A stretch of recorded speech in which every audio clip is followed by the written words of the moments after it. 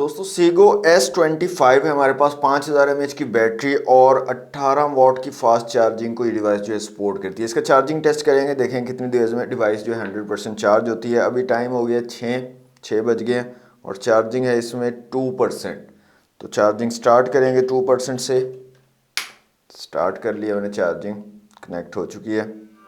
यहाँ पर आप देख सकते हैं चार्जर कनेक्ट हो चुका है। तो देखते हैं कितनी देर में 100% चार्ज होता है। तो 30 मिनट हो चुके हैं दोस्तों चार्जिंग लगे हुए और डिवाइस हमारी 31% चार्ज हुई है। जी तो दोस्तों 60 मिनट्स हो चुके हैं, 60 मिनट में हमारी डिवाइस 57% चार्ज हुई है। तो दोस्तों 90 मिनट्स हो चुके हैं, 1.5 घंटे में हमारी डिवाइस 81% चार्ज हुई है। तो दोस्तों 120 मिनट हो चुके हैं, 2 घंटे कंप्लीट हो चुके हैं और हमारा फोन स्टिल चार्ज हो रहा है और अभी ये 93% चार्ज हुआ है, मींस कि 7% अभी और बाकी है। देखते हैं कितनी देर और लेता है ये। तो दोस्तों फोन हमारा 100% चार्ज हो चुका है, यहाँ पर आप देख सकते हैं 100% हो गया है और इसने टाइम लिया है 2 घंटे और 21 मिनट।